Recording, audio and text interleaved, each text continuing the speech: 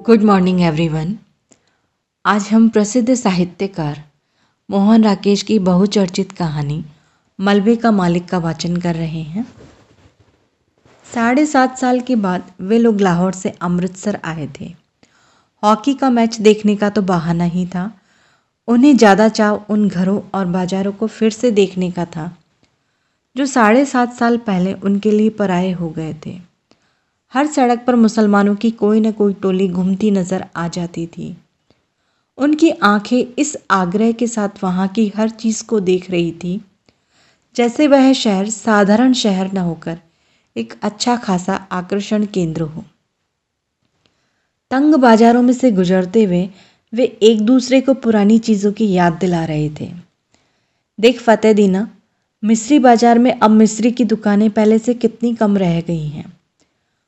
उस नुक्कड़ पर सुखी भटियारिन की भट्टी थी जहां अब वह पान वाला बैठा है। यह नमक मंडी देख लो खान साहब, यहाँ की एक एक ललाइन वह नमकीन होती है कि बस। बहुत दिनों के बाद बाजारों में तुर्रेदार पगड़ियाँ और लाल तुर्की टोपियाँ नज़र आ रही थी। लाहौर से आए मुसलमानों में काफ़ी संख्या ऐसे लोगों की थी जिन्हें विभाजन के समय मजबूर होकर अमृतसर से जाना पड़ा था। 7.5 साल में आए अनिवार्य परिवर्तनों को देखकर कहीं उनकी आंखों में हैरानी भर जाती और कहीं अफसोस घिर आता। वल्ला, कटरा जमल सिंह इतना चौड़ा कैसे हो गया? क्या इस तरफ के सबके सब मकान जल गए थे? यहाँ हकीम आसिफ अली की दुकान थी ना, अब यहाँ एक मोची ने कब्जा कर रखा है। और कहीं कहीं ऐसे भी वाक्य सुनाई दे जाते, चलो ये मस्जिद ज्यों की त्यों खड़ी है, इन लोगों ने इसका गुरुद्वारा नहीं बना दिया। जिस रास्ते से भी पाकिस्तानियों की टोली गुजरती, शहर के लोग उत्सुकता पूर्वक उस तरफ देखते रहते। कुछ लोग अब भी मुसलमानों को आते देखकर आशंकित से रास्ते से हट जाते, जबकि दूसरे आगे बढ़कर उनसे बगलगीर होने लगते। ज़्यादातर वे आगंतुकों से ऐसे ऐसे सवाल पूछते कि आजकल लाहौर का क्या हाल है, अनारकली में अब पहले जितनी रौनक होती है या नहीं।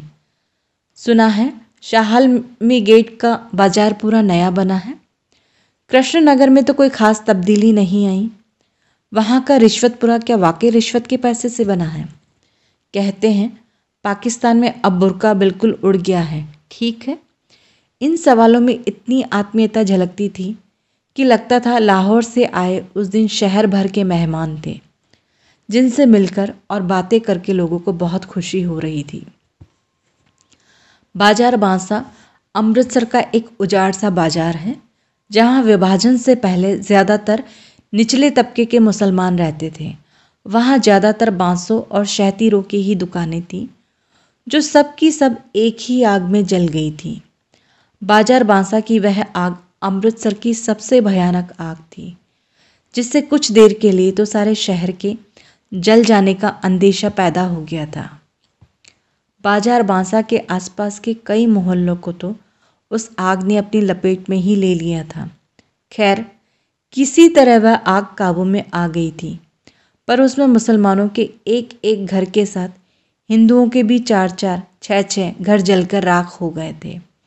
अब 7.5 साल में उनमें से कई इमारतें फिर से खड़ी हो गई थी, मगर जगह जगह मलबे के ढेर अब भी मौजूद थे।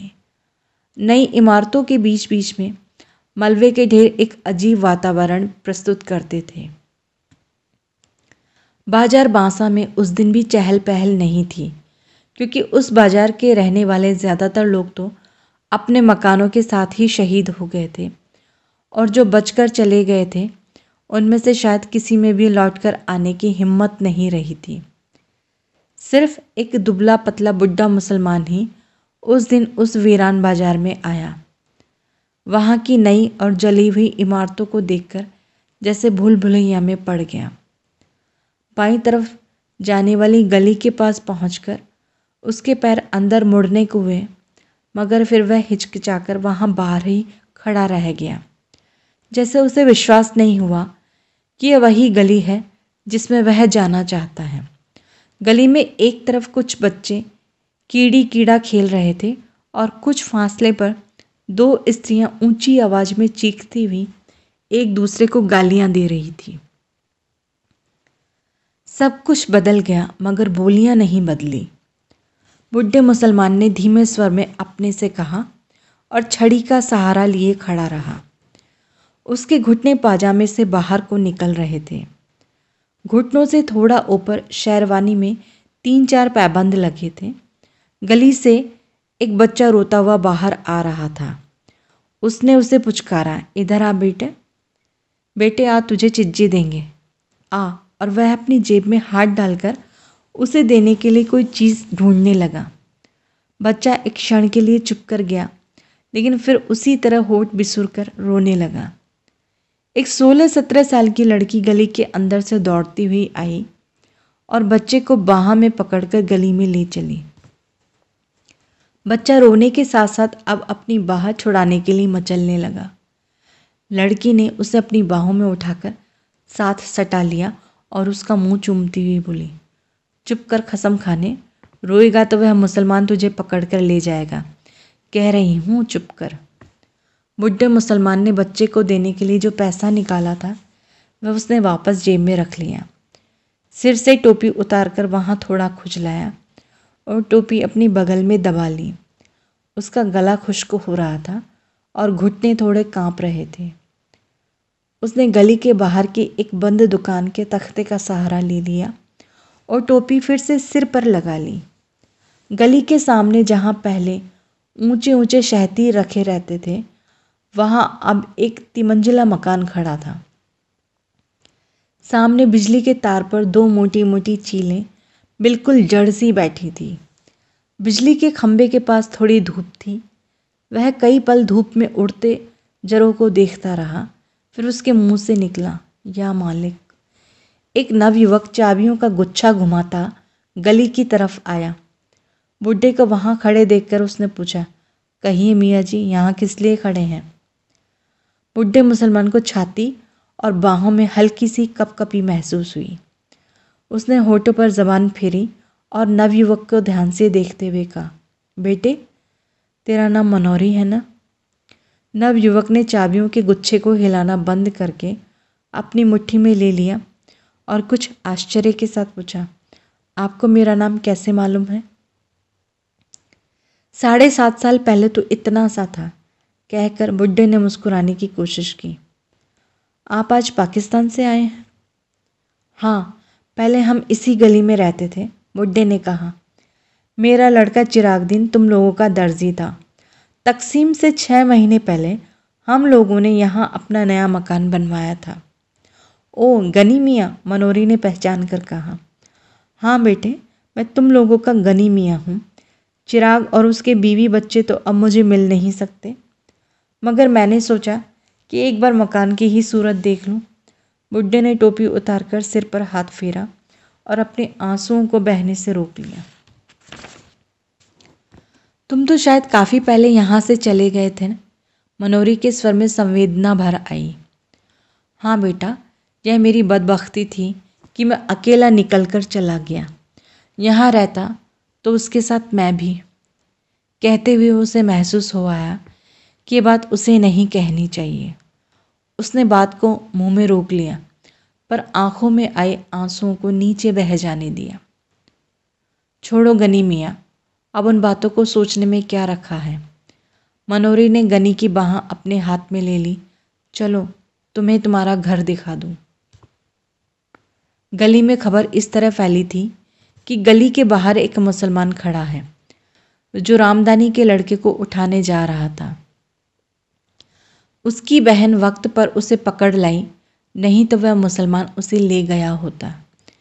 यह खबर मिलते ही जो स्त्रियां गली में पीढ़े बिछाकर बैठी थीं, वे पीढ़े उठाकर घरों के अंदर चली गईं। गली में खेलते बच्चों को भी उन्होंने पुकार पुकार कर घरों के अंदर बुला लिया। मनोरी गनी को लेकर गली में दाखिल हुआ तो गली में सिर्फ एक फेरी वाला रह गया था, या रखा पहलवान जो कुएं पर उगे पीपल के नीचे बिखर कर सोया था। हाँ, घरों की खिड़कियों में से और किवाड़ों के पीछे से कई चेहरे गली में झांक रहे थे। मनोरी के साथ गनी को आते देखकर उनमें हल्की चहमे गोइयाँ शुरू हो गई।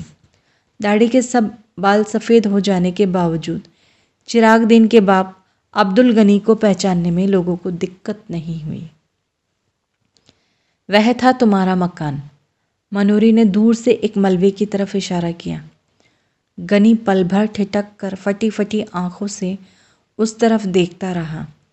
चिराग और उसके बीवी बच्चे की मौत को वह काफ़ी पहले स्वीकार कर चुका था, मगर अपने नए मकान को इस शक्ल में देखकर उसे जो झुरझुरी हुई उसके लिए वह तैयार नहीं था।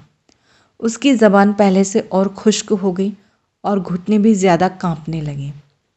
यह मलबा? उसने अविश्वास के साथ पूछ लिया। मनोरी ने उसके चेहरे के बदले हुए रंग को देखा।